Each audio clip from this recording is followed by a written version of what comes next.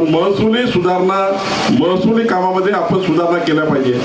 Artificial इंटेलिजन्सचा वापर केला पाहिजे, एआयचा वापर केला गेला पाहिजे. आज बघा, मी परवा तपासलं, मी जेव्हा मंत्री झालो तेव्हा बघितलं 1912-13 पासून, म्हणजे 2012-13 पासून 2012-13 पासून 24 पर्यंत 12 वर्षामध्ये 11,800 केसेस या महसूल मंत्र्यांच्या कार्यालयात आहे. 11,800 केसेसला न्याय द्यायचा आहे. मी रोज 100 सुनावण्या घेतल्या तरी त्या ठिकाणी न्याय मिळू शकत नाही. इतके मोठे प्रलंबित त्या ठिकाणी प्रकरण आहे.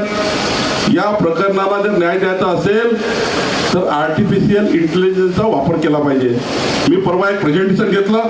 त्या प्रेझेंटेशन मध्ये सुनावणी करताना इकडलं मत काय, तिकडलं मत काय, दोन्ही मत जर एआयच्या सॉफ्टवेअरमध्ये टाकलं तर मेरिटवर काय निकाल निघू शकतो, तो निकाल सुद्धा आता एआयच्या माध्यमातून आपल्याला मिळू शकतं. आणि म्हणून एआयचा वापर हा सर्व महसुली खात्यामध्ये दिला गेला पाहिजे.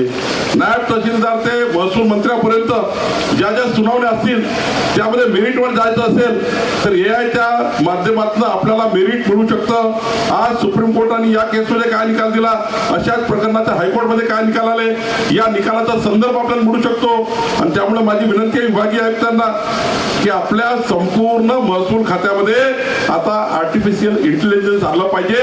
आणि त्याकरता आपण आता पुढाकार घेतला पाहिजे, जेणेकरून मेरिटवर कोणतेही निर्णय त्या ठिकाणी झाले पाहिजे. याकरता आपल्याला पुढाकार घ्यायचा आहे. आपण ITR मध्येही सुद्धा मुद्रांक विभागामध्ये मोठ्या सुधारणा करतो आहे.